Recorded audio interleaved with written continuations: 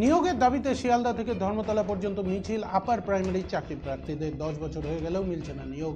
প্রথম কাউন্সেলিং হলেও এখনও মিলছে না জয়নিং লেটার। কবে হবে নিয়োগ, এই বিষয়কে সামনে রেখে কলকাতার রাজপথে বঞ্চিত চাকরি প্রার্থীরা। শুরু হওয়ার কিছুক্ষণ পর মৌলালি মোড়ে বসে পড়ে অবস্থান বিক্ষোভ দেখান তারা। 14,339টি শূন্যপদ থাকলেও একজনও চাকরি প্রার্থীর নিয়োগ হয়নি। রয়েছে আইনি জটিলতা, এমনই অভিযোগ তাদের। এর আগেও একাধিকবার মিছিল করেছেন তারা। অন্যদিকে ধর্মতলার মাতঙ্গিনী হাজরা মন্ত্রীর পাদদেশে 445 দিন ধরে ধর্নারত রয়েছেন তারা, কিন্তু মেলেনি কোনো সুরাহা। কবে মিলবে সদুত্তর, প্রশ্ন একটাই।